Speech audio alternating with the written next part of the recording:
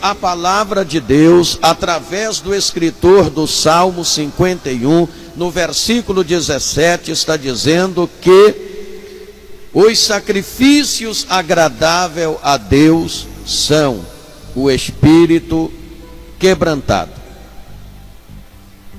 Quando nós olhamos para Israel, voltando lá no Antigo Testamento, quando Deus tirou Israel do Egito, Deus com braço forte tirou Israel do Egito, libertou o seu povo da escravidão do Egito. Deus estava sempre com o povo, operando maravilhas no meio do povo. Quando o povo estava face a face com Deus, o povo era valente, ouvia a voz de Deus, Deus falava com o povo, e o povo dizia: faremos o que o Senhor falou. Deus falava e o povo dizia: faremos o que Deus falou. Quantas vezes o povo entrava em dificuldade, faltava a água no deserto, faltava o pão, e o povo clamava a Deus, Moisés clamava a Deus, e Deus enviava o suprimento. E quando Deus enviava o suprimento, o povo ficava feliz, o povo ficava valente, e tudo aquilo que Deus falava com o povo naquele momento, o povo assimilava e dizia: faremos o que Deus falou. Mas logo que a provação passava, a sede havia sido saciada, ou a fome havia sido satisfeita, o povo começava a murmurar e a se queixar de Deus e da maneira como Deus agia. Dessa forma, prezados irmãos, o povo, muito embora o povo mostravam que muito embora a vontade estivesse de acordo, ou seja, eles tinham vontade de estar com Deus, de caminhar com Deus, de assimilar ao que Deus falava, porém o espírito não estava quebrantado. Aquela nação toda durante 40 anos, apesar de seguir a Deus durante aqueles 40 anos, através do deserto, aquela nação se perdeu. Nenhuma daquela geração primeira que saiu do Egito, que foi liberta daquela escravidão, nenhum daqueles homens e mulheres entraram em Canaã, com exceção de Josué e Caleb. O que foi que aconteceu com aquele povo? Aquele povo que saiu do Egito, aquele povo que tinha vontade de estar com Deus, de ouvir a voz de Deus, de seguir Deus através do deserto. O que foi que aconteceu? Apesar da vontade de servir a Deus, de estar com Deus, o espírito não estava quebrantado. Josué e Caleb foram os únicos daquela geração, porque quem entrou em Canaã foi a segunda geração. Josué e Caleb foram os únicos da primeira geração que saiu do Egito, que entrou em Canaã. Porque além da vontade de estar com Deus, de servir a Deus, de seguir a Deus pelo deserto, de assimilar a vontade de Deus, eles tinham espírito quebrantado.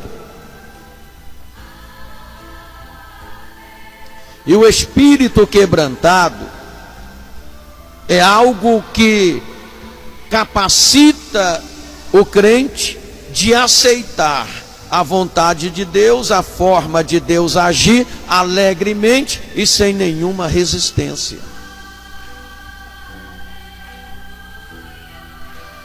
Há muitos irmãos que têm boa vontade,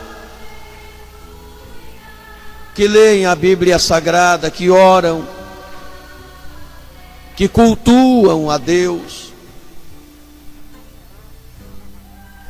são até bons cristãos, têm boa vontade com o reino de Deus, com a obra de Deus, mas não têm aquela firmeza de quando vêm as lutas, as tribulações, as adversidades, as turbulências. Eles não têm aquela firmeza de conservar a sua fé em Deus, a ponto de superar qualquer situação adversa. Por quê? Porque falta o espírito quebrantado, que é a capacidade, é o que capacita você de aceitar a vontade soberana de Deus alegremente e sem nenhuma resistência. Se você olhar a Bíblia Sagrada, lá em Atos, no capítulo 7, versículo 51, você vai ver que uma das fontes, ou seja, uma das fortes repreensão de Estevão aos seus ouvintes, foi exatamente lá no Sinédrio, a dureza de coração. A falta daquele povo do Sinédrio ter um espírito quebrantado, não o deixava capacitado para assimilar a mensagem de Estevão. Então Estevão, ele repreendeu duramente os ouvintes lá no Sinédrio por causa da dureza de coração daquele povo. Ou seja, era um povo que não tinha um espírito quebrantado. Aí falta a capacidade de aceitar a vontade de Deus, o agir de Deus alegremente e sem nenhuma resistência. Há muitas pessoas que resistem o Espírito Santo, resistem à voz de Deus. E é por isso que a Bíblia Sagrada diz assim: quando ouvirdes a voz do Espírito Santo, não endureça o seu coração. Ou seja, não resista à voz de Deus, à voz do Espírito Santo. Quando a pessoa resiste à voz do Espírito Santo, ela está mostrando que ela não tem um espírito quebrantado. Por isso a palavra está dizendo: os sacrifícios a Deus são o espírito quebrantado. Quais são os sacrifícios agradáveis a Deus? Número 2, coração contrito. O que é um coração contrito? É um coração com sentimento de sensibilidade. Tem gente que não é sensível à voz de Deus. Tem gente que não é sensível ao toque de Deus, porque não tem um coração contrito. Veja o que diz a palavra no versículo 17 de 51 de Salmo: um coração compungido e contrito Deus não desprezará. Está falando de sacrifícios a Deus. Os sacrifícios a Deus são o espírito quebrantado. Segundo, um coração contrito não desprezará o Senhor. Eu disse que um coração contrito é um coração com um sentimento de sensibilidade. Um coração com sentimento de sensibilidade espiritual é um coração que sente tristeza pelo pecado. Um coração que não sente tristeza pelo erro, tristeza pelo pecado, não é um coração contrito. A verdadeira tristeza pelo pecado nos leva ao arrependimento. O arrependimento nos leva à confissão.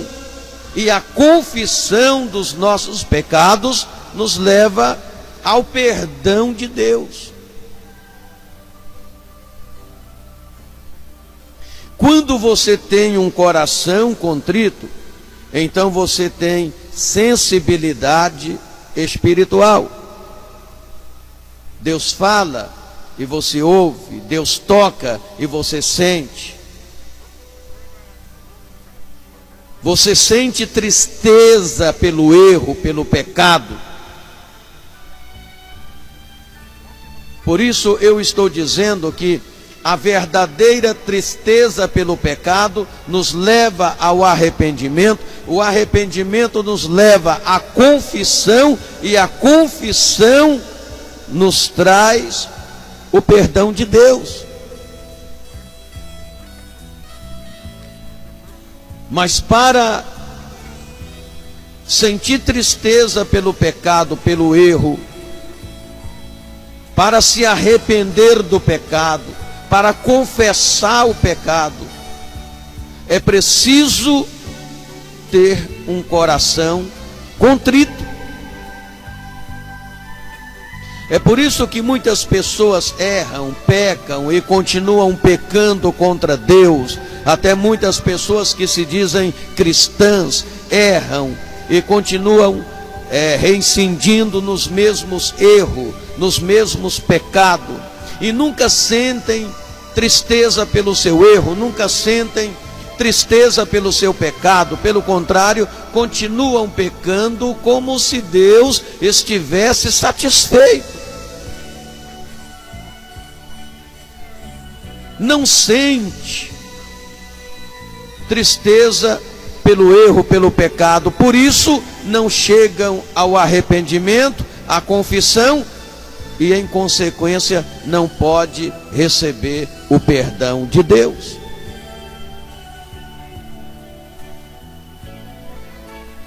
Olha o que diz a palavra em Salmos 32, 5. Confessei-te o meu pecado, e a minha maldade não encobri, e tu perdoastes a culpa do meu pecado. Eu sempre digo aqui, meus irmãos, que o pecado, ele precisa ser primeiro reconhecido, segundo confessado, terceiro abandonado. Mas para isto você precisa se entregar a Deus, entregar o seu coração a Deus, deixar Deus entrar no seu coração. O seu coração precisa ser morada do Espírito Santo. Aí sim é um coração contrito, que sente tristeza pelo erro, pelo pecado. Por isso que quando você erra, quando você percebe que você desagradou a Deus, que você entristeceu o Espírito Santo, você sente tristeza por isso, e essa tristeza te leva ao arrependimento, à confissão, e Deus então estende a mão e libera o perdão, e você volta à comunhão perfeita com Deus. Então a palavra em Romanos 12 está dizendo: rogo-vos, pois, irmãos, pela compaixão de Deus, que apresenteis os vossos corpos em sacrifício vivo, santo e agradável a Deus, que é o vosso culto racional. Quais são os sacrifícios agradáveis a Deus? Primeiro, um espírito quebrantado. Segundo, um coração contrito. E terceiro, a busca do conhecimento de Deus. É preciso que nós tenhamos tempo para buscar o conhecimento de Deus. É preciso que nós nos sacrificamos para buscar o conhecimento de Deus. Há muitas pessoas que não se sacrificam para conhecer melhor Deus, ou seja, não quer estudar a palavra, não quer ler a palavra, não quer ouvir a palavra entra por um ouvido e sai pelo outro, não separa um tempo para meditar na Bíblia Sagrada, que é a nossa regra de fé e prática, e ela é a única fonte autorizada a falar sobre Deus. Os demais livros que falam sobre Deus têm que estar baseado na fonte, que é a Bíblia. Deus se revela através da sua palavra. A Bíblia Sagrada revela Deus, revela o conhecimento de Deus. E nós precisamos disponibilizar tempo para buscarmos o conhecimento de Deus, assim como diz a palavra do Senhor em Oséias, capítulo 6, versículo 6, do profeta Oséias, está dizendo: conheçamos e prossigamos em conhecer Deus. Quando a palavra diz conheçamos e prossigamos em conhecer Deus, está dizendo que o conhecimento de Deus, ele é gradativo, ele é processual. Ou seja, quanto mais você busca, mais Deus se revela. E quanto mais Deus se revela, mais conhecimento de Deus você tem. E o que é conhecer Deus? Para incentivar você a buscar o conhecimento de Deus.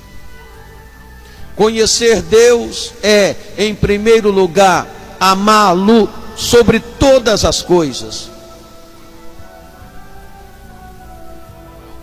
A palavra do Senhor fala em João, no capítulo 14 e no versículo 21. Jesus fala: aquele que tem os meus mandamentos e os guarda, esse é o que me ama, e aquele que me ama será amado de meu Pai, e eu o amarei e me manifestarei a ele. Conhecer Deus é amar Deus, é provar que você ama a Deus acima de todas as coisas. Não há nada que ocupa o lugar de Deus na sua vida. Não há ninguém e nada que ocupa o lugar de Deus no seu coração. Isto é, priorizar Deus. Conhecer Deus é, em segundo lugar, temer a Deus. A palavra do Senhor fala em Provérbios, no capítulo 1 e no versículo 7. O temor do Senhor é o princípio da sabedoria. Olha só. O temor do Senhor é o princípio da sabedoria, mas os loucos desprezam a sabedoria de Deus. Você não é nenhum louco você não é nenhuma louca para desprezar a sabedoria de Deus. E o princípio da sabedoria é o temor a Deus. É você temer a Deus. Temer a Deus não é ter medo de Deus. Ninguém pode servir a Deus por medo de Deus. Temor a Deus é você ter prazer de ser submisso a Deus. É você pautar a sua vida nos princípios de Deus. É você ter o prazer de seguir os preceitos estabelecidos no cânon sagrado. Isso é temer a Deus. Conhecer a Deus é, em terceiro lugar, adorá-lo em espírito e em verdade. A Bíblia Sagrada fala nos Salmos 96, versículo 9: adorai ao Senhor na beleza da sua santidade. Adorar a Deus é reconhecer a soberania de Deus, é louvar a soberania de Deus, é crer, acreditar e dizer que acima dele é só ele, não tem ninguém e nada acima dele. Ele é soberano sobre tudo e sobre todos. E a palavra diz que Deus está à procura de verdadeiros adoradores, de pessoas que o adorem em espírito e em verdade, reconhecendo a sua soberania.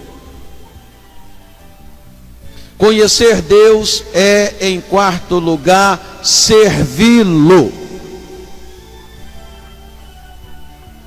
Os Salmos 100, no versículo 2, o escritor diz assim: servi ao Senhor com alegria, apresentai-vos a Ele com canto. Quem conhece Deus tem prazer em servi-lo. Servir a Deus é fazer a vontade de Deus, é estar no centro da sua vontade, é lutar em prol do seu reino nesta terra, é trabalhar e fazer expandir o reino dele nesta terra, é investir no reino de Deus nesta terra. Isto é servir a Deus. Conhecer Deus é, em quinto lugar, ser fiel a Deus até a morte. Conforme diz em Apocalipse capítulo 2, versículo 10: ser fiel até a morte e dar-te-ei a coroa da vida. Isso é conhecer Deus. Quem conhece Deus é fiel a Deus, não abre mão de sua fidelidade, mesmo que esta fidelidade lhe custe a vida. Mas você é fiel até a morte. Você não abre mão da sua fidelidade a Deus, mesmo que esta decisão te custe a própria vida. Conhecer Deus é, em sexto lugar, guardar a sua palavra. O salmista disse: guardei a sua palavra em meu coração para não pecar contra ti, ó Deus. E aí Jesus fala em Apocalipse, no capítulo 3, versículo 10: e como guardaste a palavra da minha paciência, eu também te guardarei da tentação que há de vir para tentar, os habitantes da terra. Então, quando nós guardamos a palavra de Deus, Deus também nos guarda. Quais são os sacrifícios agradáveis a Deus? Primeiro, espírito quebrantado. Segundo, coração contrito. Terceiro, a busca do conhecimento de Deus, que é amar a Deus, é temer a Deus, é adorar a Deus, é servir a Deus, é ser fiel a Deus e é guardar a sua palavra. Meus irmãos, muitas pessoas são religiosas, mas apenas religiosas. Praticam e observam os ritos de sua religião. Mas o que é mais importante, elas não possuem. Não têm o verdadeiro conhecimento de Deus. Conhecem a história de Jesus, mas não conhecem o Jesus da história.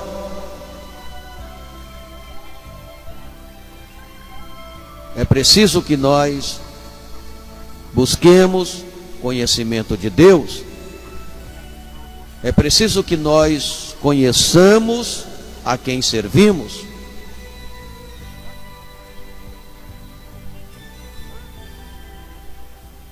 Lutero disse,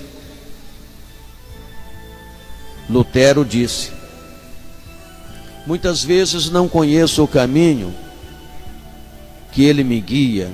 Às vezes o caminho é cheio de pedras, de espinhos. Às vezes não conheço o caminho por onde sou guiado, mas tem uma coisa, conheço muito bem o meu guia. É preciso que nós conheçamos o Deus que nós servimos. Então busca conhecimento de Deus. Quais são os sacrifícios agradáveis a Deus? Número 4, para encerrar, a nossa submissão a Deus. Junto com a nossa submissão a Deus está a nossa renúncia.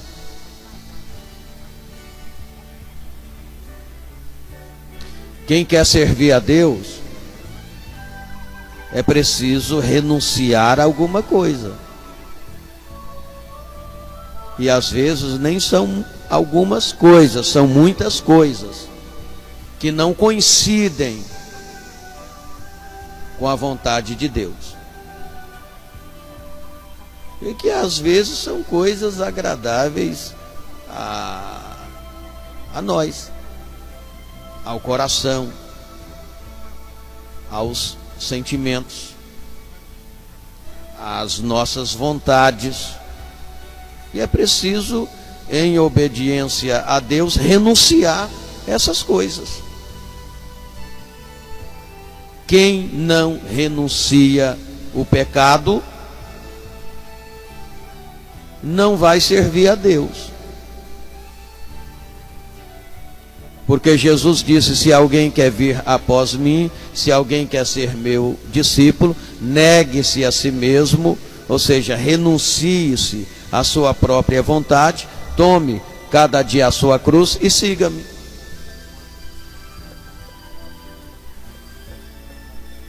Quando nós olhamos para o primeiro livro de Samuel, lá no capítulo 15, versículo 22 de Samuel, é interessante observar esse texto em questão. Nele, o profeta Samuel, ele está dizendo ao rei Saul que Deus não tem tanto prazer em holocaustos e sacrifício como que se obedeça a sua palavra. Então veja bem que mesmo naquela época, na época da lei cerimonial, na época dos holocaustos, dos sacrifícios, mesmo naquela época, Samuel, ele repreende Saul e ele diz para Saul: Deus não tem tanto prazer em holocaustos e sacrifício como que se obedeça a sua palavra. Por que Samuel disse isso?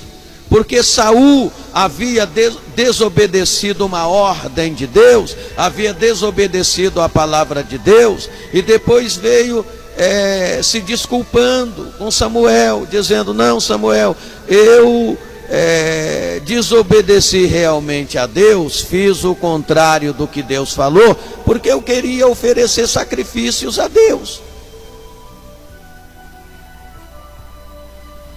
E Samuel falou: o Senhor não tem prazer